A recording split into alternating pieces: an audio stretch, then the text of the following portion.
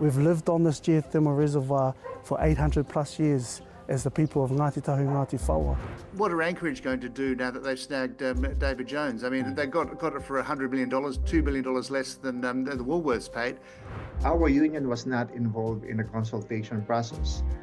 There was no communication between this government and us. There is a period of transition, and I think all of the parties that are around the table looking at the design of this framework. Welcome to the Weekly Wrap, where we go over the top video stories from the past week. First up, a Māori trust, a group of scientists and MPI have joined together for a world-first venture that could become an industry worth $500 million annually to the country. Here's a sneak peek. Aotearoa's geothermal heartland, where a partnership between a Māori trust, geothermal scientists and the Ministry for Primary Industries is growing a world-first innovation. To have that grown here out of the whenua at Rotokawa that comes out of these bacteria, these microbes, that's just really, really cool. They've already succeeded in turning an indigenous microbe into a protein-rich animal feed, fueled by geothermal greenhouse gases. This could be the start of a new feed industry in New Zealand. In time, potentially could be worth $500 million per year. And now it's time to scale up. Both us and MPI come together for the benefit of the project, where we fund alongside the journey to support the development of these extremophiles into a single cell protein. And so far, it's been an awesome journey with them.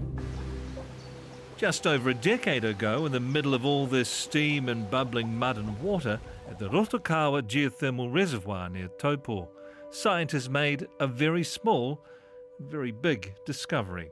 These two, an algae and a microbe that live there, they thrive in an extremophile environment. And it turns out that when they can be grown together, they actually make a single cell protein mass that is really attractive in terms of, is it the next spirulina? And it's really exciting. And the fact that, here it is just in our rohe that this exists. And so it's really exciting times. In case you're wondering what the microbe is called, here it comes. And its name is methylacidifilum RTK 17.1. Catchy name. And we grew the microbe on some gas containing methane, and we realized that it had really good potential in cleaning up methane, that is a potent greenhouse gas. These Scion scientists have been working on growing the microbe and algae combination using greenhouse gases, geothermal greenhouse gases. The theory was to make a protein-rich animal feed while also cutting emissions. It's no longer theory, they did it. Working with partners to bring science and the research and innovation that we do at Scion to life is absolutely amazing. It's why we're here.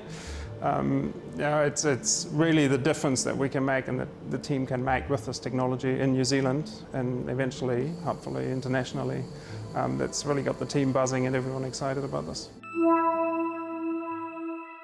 We've lived on this geothermal reservoir for 800 plus years as the people of Ngāti Tahu Ngāti Whaua. And I thought there was a great opportunity for us to look at our reservoir, to become connected, and then to understand the mātauranga that sat within inside that reservoir so that we can help to support our future generations. Tauhara North No. 2 Trust Chief Executive, Mana Newton. The Trust has mana whenua over its traditional lands and resources, including the Rotokawa geothermal reservoir, and is providing nearly $2.5 million in funding for the project. One of the things that we put right up front as part of all of this partnership journey is just the understanding of mātauranga Māori and the importance that the mātauranga that we discovered together came from our reservoir, the taonga that was part of our journey. Some of the guys at Canterbury University a long time ago, they'd done a project called Thousand Springs Studies through their time at GNS. And that told us that we actually knew less about our geothermal reservoir and the microbiology and the extremophiles that sit within it than what we do know about it. So it sort of sent us on a bit of a journey to understand more about the capability of our reservoir. And that capability of our reservoir, tied with mātauranga Māori, has been part of our entire partnership to allow us to then translate that into legal terms such as IP and part of this journey is the IP that comes from our reservoir as part of this project as well. From a practical point of view, this is hugely exciting, isn't it, if it works? Yes, definitely, if it works. Definitely. It's creating a single cell protein.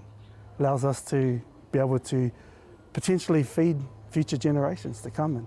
We may not be able to see the fruits of our labour or the protein of our labour, but our tamariki and our mokopuna, they'll be able to pick up this knowledge and this mātauranga of the journey we're starting today and be able to create something in the future as well. Joining Tauhara North No. 2 Trust in funding research to scale up production of the biofeed is the Ministry for Primary Industries. Its Investment Director Steve Penno says success could have a significant economic impact. Yeah, being able to produce a new source of animal feeds could be really useful for our animal raising industries, and doing it in a way with microbes that basically eat carbon dioxide and methane can reduce the greenhouse gas output from our geothermal power stations. It's really, really interesting. And that full video to watch is now available on mbr.co.nz. Corporate carnage is continuing in the retail sector as traditional models struggle to adapt to market conditions and the rise of online channels. Co-editor Hamish McNichol and Australia correspondent Lachlan Cahoon take a look. One of the sectors which has been under real pressure in the last few years is retail.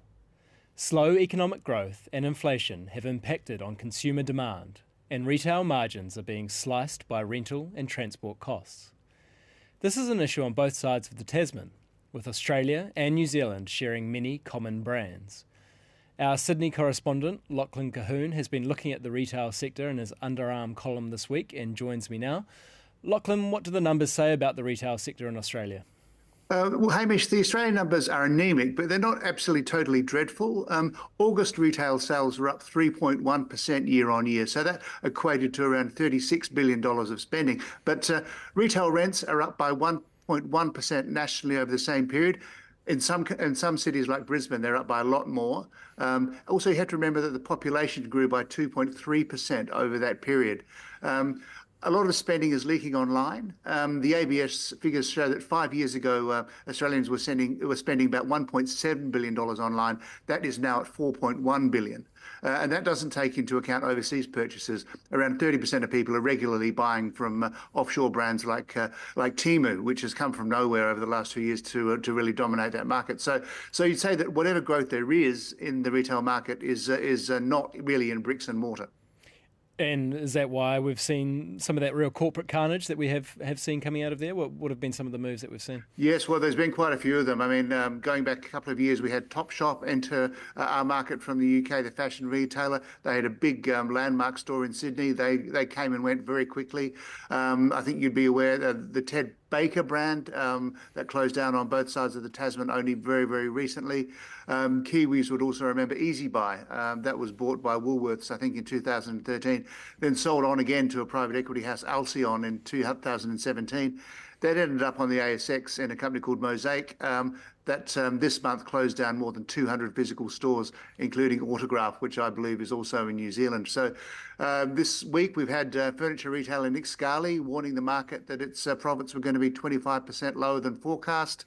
And also Myer is closing Sass and Bide boutiques. All the physical stores are being closed down. So I think that's going to be affecting the retail market on both sides of the Tasman. The Country Road Group, again, another brand that's known on both sides of the Tasman, has been a real focus. What's the latest on what's going on there? Well, the Country Road Group is part of Woolworths group in South Africa. They're active in both Australia and New Zealand with Witchery, Politics, Mimco, Trenery, those brands. But they also bought the iconic Australian department store David Jones back in 2014. They paid $2.1 billion for it. In 2022, they sold it to a private equity house, Anchorage, for $100 million. So that's they made a loss of $2 billion on their investment in less than 8 years. Recently, and it also denied them a venue for selling some of those brands that they purchased. A lot of those brands, Country Road, for example, Witchery, they were also had concessions inside the David Jones stores. So they've lost a channel as well as losing a lot of money on David Jones. Recently, the Country Road Group, which contains all those fashion brands. They announced a 66% fall in profit, which triggered a restructure and job losses. So all of this cyclical or terminal? It's $1 million question. I mean, low inflation and lower interest rates would help. That might restore some consumer confidence. But it's hard to see the traditional model getting back to what it was in terms of high street retailing and in malls. Across my desk, only today there was a survey from Retail New Zealand which said there was an improvement because 65% of New Zealand retail businesses now were confident of surviving a year. That was good news, apparently, because a year ago there were only 57% who were confident of it. But if 65% think they'll last a year, that means that 35% don't think that they will. So, and I suspect that that might be the same here. So there's the rise of the online retailers, Temu, of course, Alibaba, all of those. But it's questionable how investable the sector is. Standard & Poor's have an ASX consumer discretionary index. It's up about the same percent as the market this year, the wider market. But you look at what are Anchorage going to do now that they've snagged David Jones? I mean, they got it for $100 million, $2 billion less than the Woolworths paid. Are they going to be able to IPO that? Are they going to find a retail buyer for it? What's the exit strategy for private equity, which is a natural buyer of these retail assets? You would think that the way the sector is at the moment, that they would be very gun shy. One test which is coming up soon will be the Freedom Furniture Group. I think that's active over in New Zealand as well. It's changed hands twice since 2019, reportedly up for sale again, with private equity suspects named as potential buyers. So it'll be interesting to see what happens there, and that'll be a major test of the viability of the investability of the sector going forward. Climate Change Minister Simon Watts is adamant a market-led approach is the best way to deal with adaptation to climate change. Political editor Brent Edwards has the latest. So talk us through the changes and what impact you think they'll have. We just found out about this last week, and when we found out that the government is planning now not to extend that 6 months work visa, or open work visa, if ever you describe it that way. And then they also added some components that, for example, lawful termination, quote unquote, redundancies, and for example, liquidation will not also be part of this migrant workers exploitation category. Then we're quite surprised about the changes made by the government, because a couple of things. Our union was not involved in the consultation process. There was no communication between this government and us about these changes. So everything is a surprise for us. We can understand some logic there, but we'd like to understand why are we not extending the exploitation visa, for example. What if a lot of cases of exploitation, it will not be sorted within 6 months? So what if, for example, a case actually can go to the Employment Relations Authority? It may take a year. Does it mean that after 6 months, they have to actually to leave the country and go back home? That will be a convenient strategy for any employer who exploited a migrant here to drag the case to the Employment Relations Authority and keep on challenging them. The problem is that those migrants will no longer be in the country to continue to pursue that cases. The second one is that it must be a genuine relationship or a genuine employment relationship. So that's going to be a concern when you say that, because our union has been telling the government for a long time that there is a practice of premium. So I don't know if ever you're aware about this premium arrangement, that employers, so-called employers, are asking for money in exchange for them to create a job for them. And the money is actually between 20,000 New Zealand dollars to 50,000 New Zealand dollars. So we have a question about that. Would it be actually excluded now from the migrant workers exploitation visa because the job that they both agreed was a premium and it may not exist? So in that case, so it may not be considered genuine, is what you're saying? Yeah, it may not. The job may not be existing at all, or they could actually create that job, but it's not. It's not really a genuine relationship. It's only for convenience. So how do you pursue cases against those employers? I understand there's a level of complicit from the migrant themselves, But there is a question now that how do you pursue cases against these employers? Because they're the one, we have to recognize the balance in power here. They're the one who actually dictated the terms and conditions. Is exploitation of workers on the rise? It depends how you describe exploitation. This is what we've been saying to the government. The definition of government's exploitation is actually below minimum entitlements or the statutory entitlements in the country. But what we're seeing in our industry, for example, construction, is that employers are bringing them over here, promising them, for example, median wage or above median wage. And then once they arrive in the country, they will be paid below the median wage and barely above the minimum wage. And for us, it's already an exploitation, but it's not meeting the definition. And there are many practices in that industry. But other industries, for example, like RSE, hospitality, it's still there. And we can see that it's not significant compared before, but it's still happening in the country. Hasn't there been a bit of a crackdown recently, though, on employers involved in these sort of practices? Yeah. There is actually a crackdown, and I understand from my engagement with different non-governmental organizations that there's an active migrant workers exploitation visa out there. I think one organization in Oakland, they had around 450 MEPV that they're currently handling right now. And a lot of them actually, because they couldn't speak English properly, so providing support to them is going to be a challenge. So I think that's a good indication that in some way, this MPV is actually working. I'm just not sure, once you cut it off the extension of 6 months, and once you narrow down the application of this visa, if this will continue to be implemented in the way that the government is expected to, because people might not come and see the government official or authorities in order for them to pursue claims. Do you see any links between these changes in the Darlene Tana case?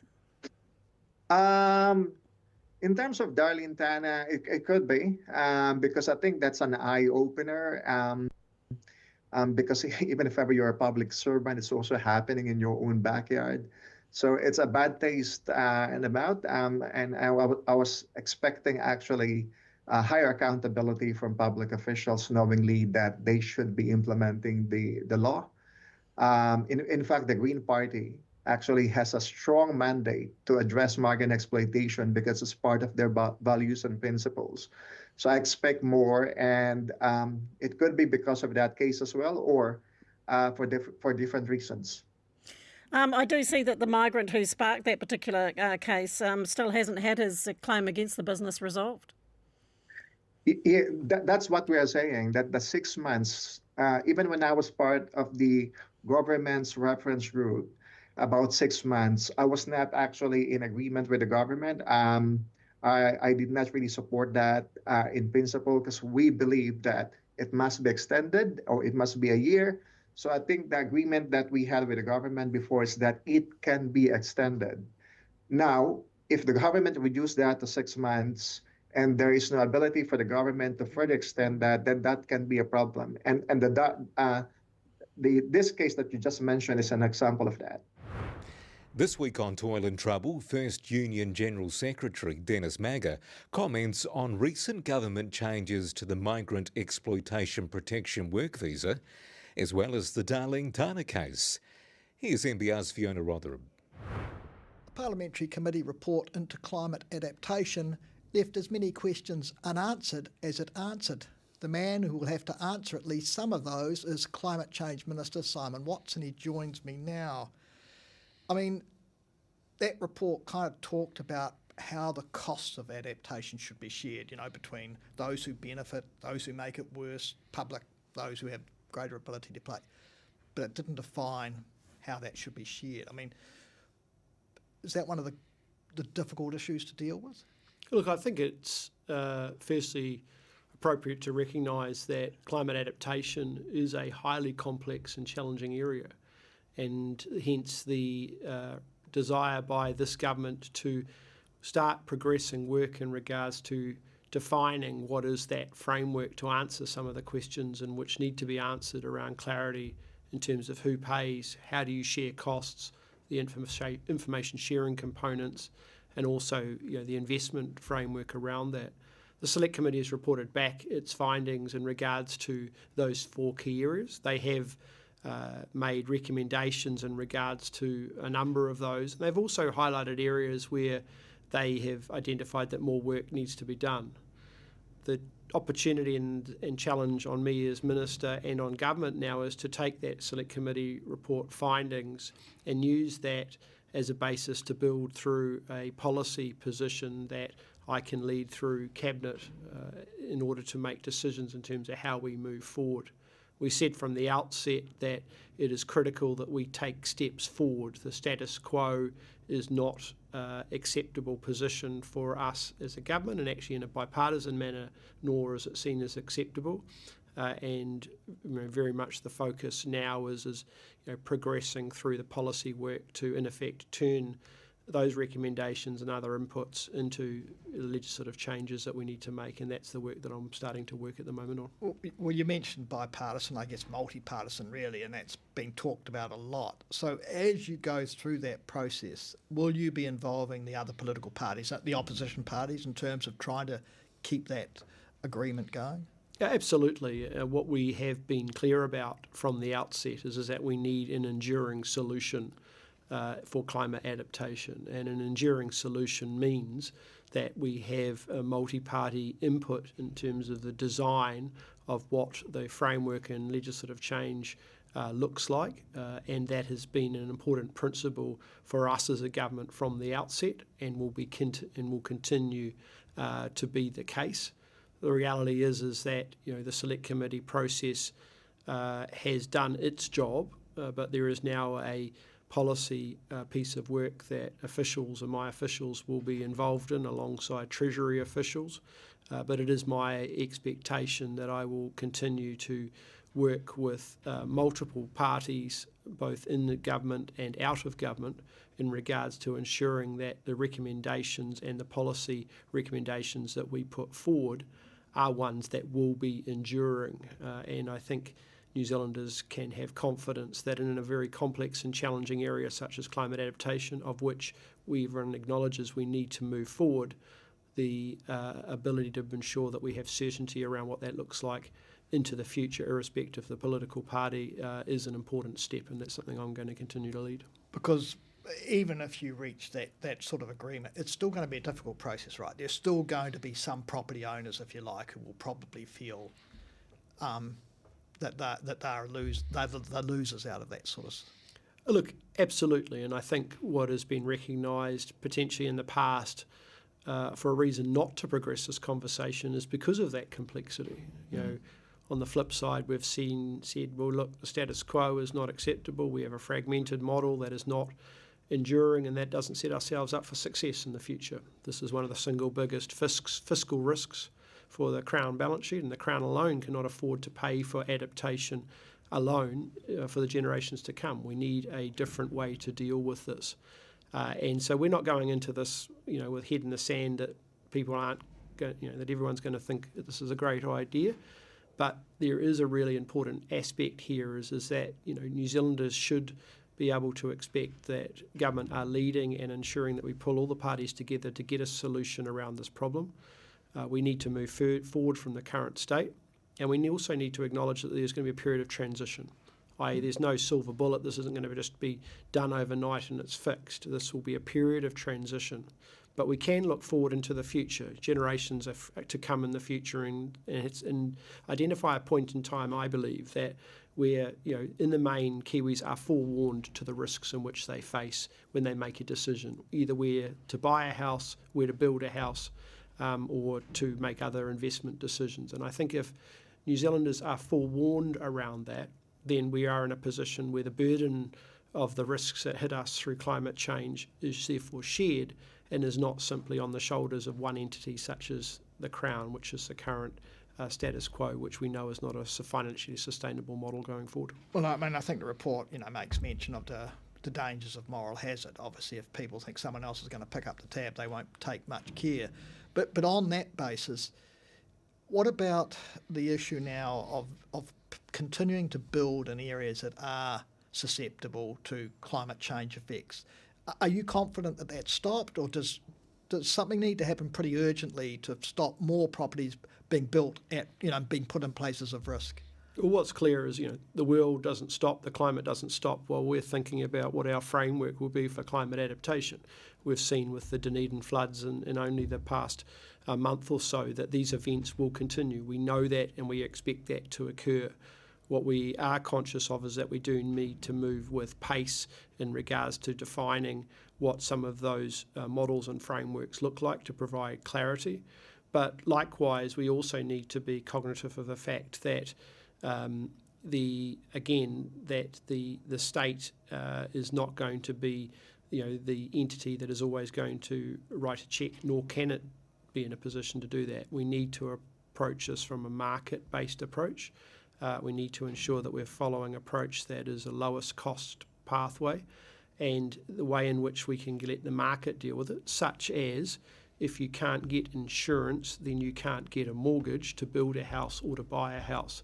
That's the way the market potentially can help influence in this conversation. The loser there, though, is the person in the existing house trying to sell it, who can no longer sell it because the place has become uninsurable. That's right, but there is a period of transition, and I think all of the parties that are around the table looking at the design of this framework, and we have the banks, we have the insurers, we have economists, we have local government, we have central government, we have iwi Māori, we have opposition, we have all aspects of government. All of those participants are around the table working on the design of this solution. And so, yes, there is different perspectives, but I go back to what the future state should look like, and that is that New Zealand are forewarned to the risk, and we have to have a process to manage that transition from where we are today to that point, and we need to work through that in a careful and considered manner. Yeah, I realise it has to be careful and considered, but I guess given when we look at the weather events happening, particularly if we think of last year, Cyclone Gabriel, the Auckland floods and that, is a pretty big amount of urgency around getting this done, isn't there? Well, absolutely, and why we have initiated that inquiry immediately under this government. We are just over a year into government. We've now had the report back of that. We're progressing a policy review process of which I'm leading alongside colleague ministers. We're looking to make decisions as a government on that next year. I am working with other ministers who have relevant portfolios, such as Minister Bishop, Minister Mitchell for Emergency Management, Minister Willis in terms of finance. We're all working together because there is an acknowledgement that actually climate adaptation impacts multiple areas of our economy and our societal system, and the need to take a systems approach is the approach which will set us up for an enduring position going forward, and that's how we're approaching it. But we are cognitive that there is a sense of urgency here, and New Zealanders who are being impacted by climate change already have a strong desire for solutions to their problems, and we understand that. But at the moment, we don't have a clear framework that enables us to make those decisions without potentially setting precedents that may not be sustainable into the future. And so we have to, in effect, run in parallel the work we're doing around the framework, which we're doing at pace, and deal with events that will hit us in the intervening period. Our challenge is to try and get those two roads to converge as fast as possible, and ensure that we can therefore move forward in a more structured manner than what is the current state. The Select Committee recommended that there be a lead agency for all of this stuff, whether possibly a new agency or an existing one. Have you got a view on that? Yeah, at present the Ministry for the Environment and Treasury are joint advisors on this work, one because of the fiscal considerations on the Crown and the relevant adaptation liability that sits in regards to that. MFE for Ministry for the Environment obviously are heavily involved, not only in terms of climate, but also in regards to the resource management regulatory changes as well. And so I think those two entities are well placed to have the capability and competence to be able to steer us through this challenge. In addition, NEMA and other agencies are also involved as well from an input point of view. But so far, the joint agency response model in terms of leading this through what is a complex and challenging area has been effective, and we believe that that will be the model that we'll continue to work with. Thanks again for joining us. Our news team is back from 5 a.m. tomorrow with the latest business news you can use on mbr.co.nz. See you next week.